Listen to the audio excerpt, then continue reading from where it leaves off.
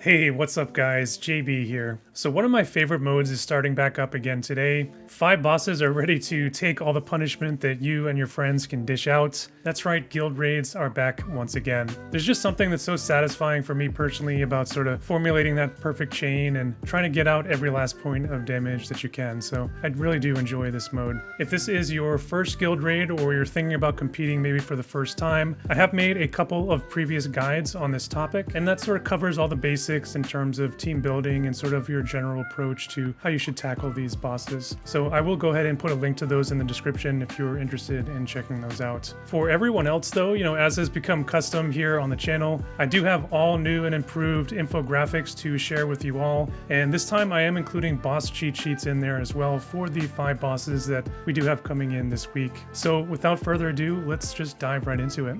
So first things first, I have actually completely redesigned my cheat sheets here. For some of the elements, I was actually already sort of running out of room in the old format, so I have streamlined it and cleaned it up here a bit so that as time goes on, I'm able to add into these and kind of keep a nice look to them and make it easy to sort of reference them. Now, I'm not going to rehash all of the units and their capabilities here today. I'm just going to sort of quickly touch on any changes for the elements in play, and then we'll take a quick look at, anything in the future to look out for to maybe add on to your team, as they come along.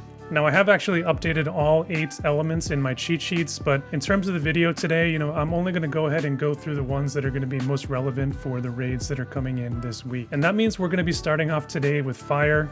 In terms of changes for the element, there's really not all that much. We did have Sorrow coming in from Dragon Quest, and he's actually a native 2-hit chainer. He can get up to a 3-hit chains if you do have that gift like no other vision card as well. Other than that, it's going to be business as usual for fire. We did actually use them in the last guild raid as well, so I think some of you out there might be familiar with sort of the team compositions. In terms of the future of the fire elements, we do have both Roy Mustang and Yuffie that are going to be coming in around that 3rd anniversary here very shortly. And Roy in particular, I think, is going to be pretty interesting for guild raids. He does actually have a 4-hit chain on his limit burst, and then within his kit, he does have 3-hit chains there as well. The only sort of knock on him though is that it is magic damage. But as we know, magic damage, it doesn't chain on that damage type. It will only chain on the element, so definitely something to keep in mind.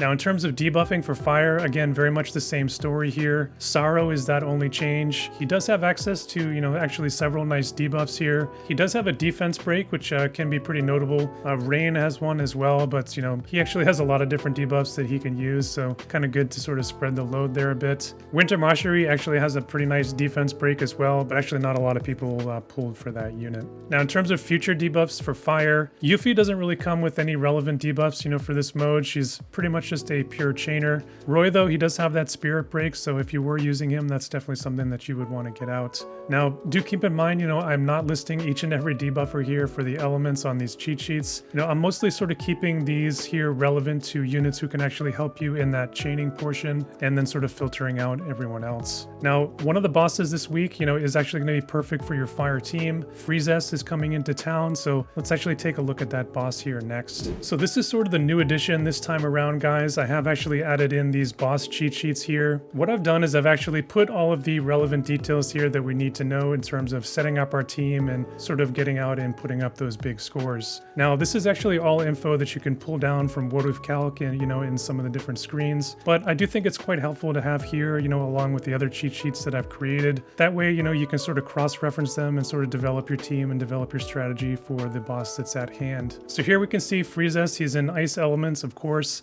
and he is a dragon type. Now, I did include that enemy type here to sort of help you potentially choose some espers, in terms of your damage optimization. Many of the espers out there, they do have specific killers that, you can take advantage of and help amp up your damage. Now, as we know from previous guild raids, the bosses will either be weak to slow or they'll be weak to agility and CT effects. Now you can see here I do have that slow status icon there. It's pretty straightforward. If it says yes, that means the boss can be slowed. If it says no, then you're going to want to rely on those agility breaks and CT effects. Now, in addition to that, you can actually see all of the boss's mitigation values, including elemental and then defense and spirit, damage type, etc. Of course, this particular boss being ice, he's going to be weak to that fire element coming in at -30. And then he is actually going to be weak to missile damage there as well, coming in at a weakness of 25%. So it does mean actually that Luartha is going to be one of the key units here for this boss. She does have an agility break, of course, on her limit burst. And then she does have that 4-hit quad shot that is missile damage. And she is actually a unit you can build completely for free out of the guild Mog shop. Now I do have the maps included here as well, as you can see on the right side. All bosses do have an innate movement of 5, so do keep that in mind as well. And on the map here you can see that the boss and enemy locations are going to be marked in those red squares, and then those initial starting positions that you can choose for your units are you're going to see in those tan squares. Now when you do look at it here on the map, some of those are actually pretty far away from the boss. Many units are not going to be able to get in range to actually hit the boss on turn 1 if you're going first. So that is one of the main reasons why we actually recommend that you actually tune your agility so that it is actually lower than the boss, so that he will move first and come into your group. That way you can actually conserve CT potentially and not have to move, and of course you don't have to actually waste any turn cycles buffing up because you actually can't hit the boss. And that is actually the main reason why I have included the boss's agility here on the sheet. In Friezess' case, we can see he's at an 83 agility. So as long as you're at an 82 or a bit lower, that's going to make sure that that boss is actually moving first into your group. All right, guys, so let's talk about Wind here next. And the main new addition for your Wind squad is going to be Friezess. We just got her back in December. I'm not sure actually how many people went ahead and pulled for her. There was actually a lot coming out in that time frame, but she is actually a pretty good guild raid unit. She is actually a native 3-hit missile chainer. Now, Wind is actually the only element in the game currently that does have access to 2 4-hit chainers in Lucia and Tifa. So Friezess is actually joining one of the strongest guild raid elements in the game here. Now, aside from that, there is no changes, from my last video in terms of units, though there is a couple of units to maybe look out for on the horizon. I'm not sure that either of them will be, super good, in terms of guild raid and knock any of the other ones out if you do happen to have all of them. But, we do have Lisal and Edward Elric coming in, both just after that 3rd anniversary. They both have access to 2-hit chains, and then Lisal actually, she does have the Lancer sub-job, so she can use the Gift Like No Other vision card as well. Now on the debuff front, Friezess, she does actually have some pretty nice debuffs that she can leverage. She actually does have one as a counter attack that will debuff missile and wind resistance. However, the boss this time around does reduce counter chances of your units, so not something that you're going to be able to take advantage this time around. Now, aside from that, she does also bring a defense break, which actually previous to this, it wasn't super easy to find, in the elements, especially if you didn't have Winter Luartha, who is one of the better options. Although Corwell, does have a defense break that he can bring in from his gunner sub job, and it's actually a 2-hitter with that double shot ability. So actually shout out to my guilds, for actually reminding me on that one. Now we are still waiting on sniper enhancements at this point, so unfortunately we do not have Corwell's unit resistance debuff at this time. It seems we're actually going to be waiting on that for the next guild raid. That's perfectly fine though, because Jum and Lucia, they both do have that particular debuff, so we do have some other good options there. Now we did actually just have an Earth boss in the last guild raid. We were fighting Eleficaris then, so I think sort of the team compositions and debuff capabilities should be pretty familiar for many of us. But this actually I think makes 3 guild raids now in a row, because we do have Golem coming into town this week, so let's actually take a look at him. Now Golem is going to be an Earth element, and he's another beast type, and at max level he's actually going to have 89 agility, so shouldn't be too hard to sort of tune your agility lower than that. He actually is going to be susceptible to being slowed here, so Lucia is actually one of the better options for that, although there are actually some other ways you can go there. Now for mitigation, as expected, Golem is definitely leaning much heavier towards the physical side. He's coming in with 30 defense and then just 10 spirit. He does have big resistances on his slash and pierce damage with 40 and 20 respectively, so actually the ideal damage types here are going to be missile and magic damage, unless you are rocking, some pretty good penetration levels. Glaciella, though, as we know, she's so overpowered, so I don't really think she's going to be sweating that 20 pierce resistance all that much. Now, if you do remember, back to a couple months ago when we were fighting Eleficaris, he actually did have a weakness to strike damage. This time he is just neutral to that damage, so it will actually be just a little bit harder to cap out Tifa's 4-hitter, her Star Shower ability, so definitely keep that in mind. You may need to adjust your build a little bit. All right, moving on to the Earth elements here next, and Earth is probably seeing the the most change here, from the last time around of any of the ones that we're going to look at here today. That's because they actually had 2 brand new units that actually will be contending for a spot on your Guild Raid roster, and that's going to be Urel and Resnick the Hoppy. Both are actually coming in as native 3-hit chainers, and of course Resnick was our surprise global exclusive that just came in a few weeks ago. Now, it was actually the Earth element in particular that was actually the driving force to have me sort of redesign the sheets here. As you can see, there's no shortage of 3-hit chainers here for them. It seems that almost every new unit for the Earth element, does have that as part of their kit. And that trend is actually going to continue here into the future. We do have a couple of new units coming in. We have Rarugia, who's our next warrior, the Crystal. He has a 3-hitter on his limit burst, and then he can follow that up with 2-hit chains. And then after the 3rd year anniversary with Full Metal Alchemist, we will be getting Bradley, and he is a native 3-hit chainer and actually a very, very powerful unit. Now, on the debuff fronts, Earth is going to continue to have very, very nice coverage here, and it's even going to get better in the months to come. Resnick was actually a very nice addition to the elements, not only for her slowing attack, but she does have a large unit resist debuff on her limit burst. So she can actually be a nice upgrade over Moraga, who, most people actually used for that slowing attack in the past. Now, Urel, while she is a pretty nice chainer, she has that 3-hit strike attack, she isn't really bringing all that much, in terms of her debuffing dimension. She does have an agility break, which, could come in handy in the future. Aside from that, she doesn't really have much else to offer. Now, I would say that at this point, that the only thing really holding Earth back, in terms of maybe being one of the premier Guild Raid elements, is the vision card situation. As we've kind of talked about a little bit in some of the past videos, they do not have their own elemental, max damage cap vision card. So at this point, they do rely on that 2-headed dragon rainbow card, and then they'll have to use actually an MR card in the sub slot, something like Mind Flare, for example. So when you do stack that up against some of the better elements in the game, which do have their own vision card for that, that does end up actually costing them roughly 500 damage per hit, and of course that's going to stack up greatly over the course of 20 turns in battle. Now, Earth does have a boss here that they are going to be able to sink their teeth into here this week. Europa is coming in the Guild Raid. He's actually a lightning element machine type. He's coming with 84 agility at his max level, and similar to Golem, he is susceptible to being slowed. Now, in terms of the mitigations here for Europa, we are looking at 30 defense and 15 spirit. He's going to be weak to pierce, missile, and strike damage, with that strike in particular being a very large weakness at a minus 25. So based on that, they are really incentivizing you to sort of use Urel here. She should be able to cap very, very easily. Now, Europa's slash resist is coming in here at a 20%. However, if you do have Noctis, remember he does have that Imperil on his limit burst, and that is going to reduce the resistances of slash, strike, and pierce damage. So it's a very unique and nice LB, especially for this mode. So with that in mind, I do think that, any damage type here for Earth, can be viable.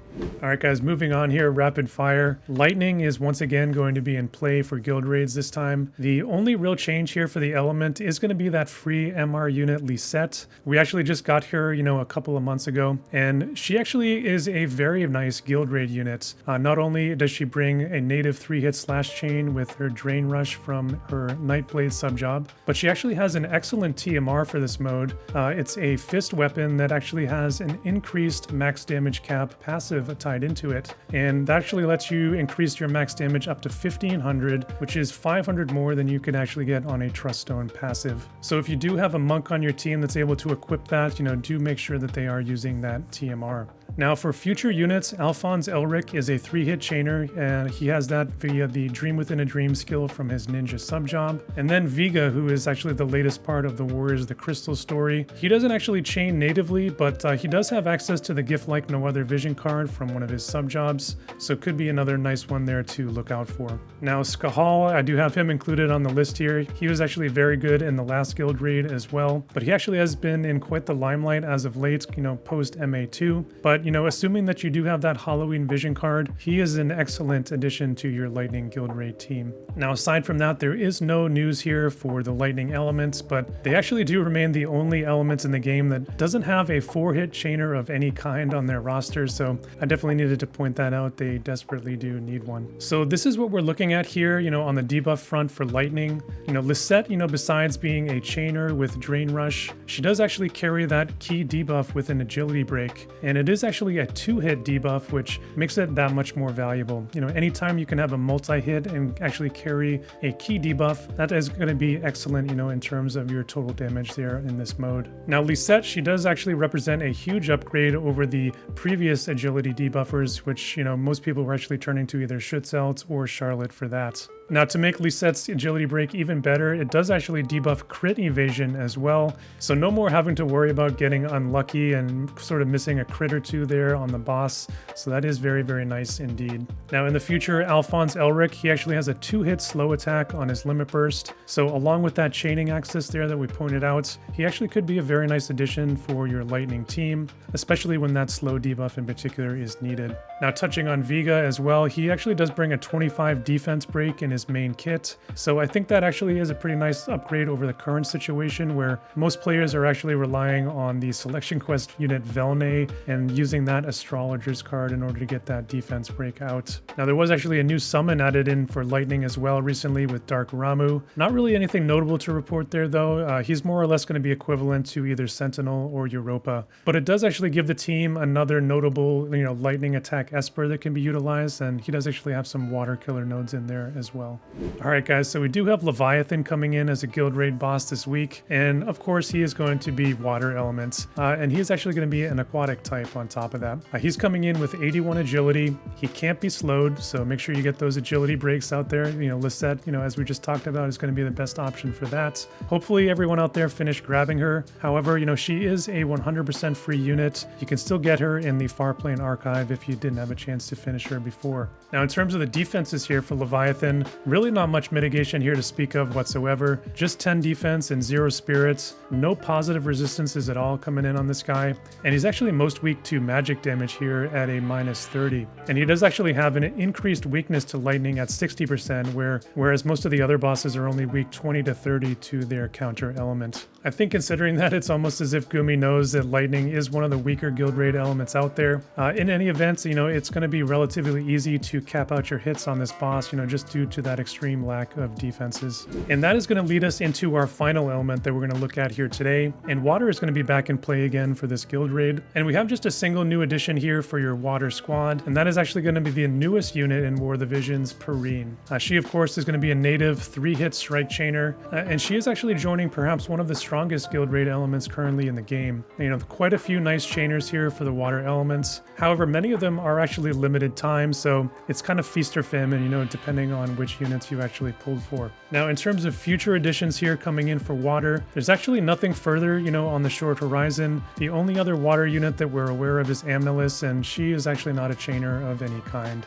Now for debuffs, Perrine, she actually does have access to an agility break. And then if you got her but actually passed on Shunak before, she does have access to a 30 single target resistance break there as well. So both very useful debuffs here for guild raids. Aside from that, there's going to be no changes from the last time around for water. As we talked a little bit about earlier, we are still waiting on those sniper upgrades. So we are still waiting on that missile resist debuff there for Winter Victoria. Now the boss for water to defeat this go around is going to be Brachiosaur. And of course he's a fire element and he's going to be dragon type. Now he's coming in with an 88 agility and he is immune to slow. So Perrine or Rachis, you know, are going to have you covered for that agility break duty. Now for mitigation, he has 30 defense and 25 spirits, and he has a positive resistance to slash and pierce damage with 10 and 25 respectively. So, you know, Glaciella actually may be sitting this one out on your bench. He is very much weak to strike damage here with that -20, and then to a lesser extent missile damage at -10. So actually could be a good raid here to break out your Lara Croft if you did pull her in the past. Now Brachiosaur is coming in here with just a 20% weakness to water, so getting out that water imperil on him will be vital in terms of capping your damage. And I would say Rachis is probably the best option, you know, on your team for that. Now, once again, you know, do remember that these bosses have an innate movement of 5, so, you know, do consider that when you're sort of placing your units here on the map. And as we talked about earlier, you know, do make sure that you're having the boss move into you by tuning your agility accordingly. Alright guys, so there it is. We did the rundown of all the bosses coming in this week and the elements that you're going to want to use to take them down. Now, I did kind of run through those sort of rapid fire pretty quickly there, but I didn't want to go through each and every unit there as we did last time. I didn't want to really rehash that information because, actually most of it didn't change from the last go around just a couple months ago. If you did sort of want to get more in depth on those individual units and the capabilities that they can bring to your team, I did go over that in those other videos. So again, those are going to be linked in the description for you below, so definitely check those out if you need to. I think for everyone else though, the main draw today is going to be those cheat sheets that we just went through. And once again, I will have a link to download those in the description below. And I'm going to have both PDF and PNG versions. So, grab whatever is going to work best for you and your guilds. Definitely share them amongst the community, share them with your friends, and hopefully you're going to be able to use those and push your scores higher than ever before. If they were helpful for you guys, the only thing that I would ask is go ahead and drop a like on the video below, and consider subscribing to the channel if you would want to see more content like this from me in the future. Aside from that, hit me up in the comments down below if you saw anything that I missed or if you spotted any mistakes there in the cheat sheets, or if you maybe just have an idea on how I can improve on those for the next time for version 4. And that's really all that I have to say for today. So as always, stay safe out there, and I'll see you guys in the next one.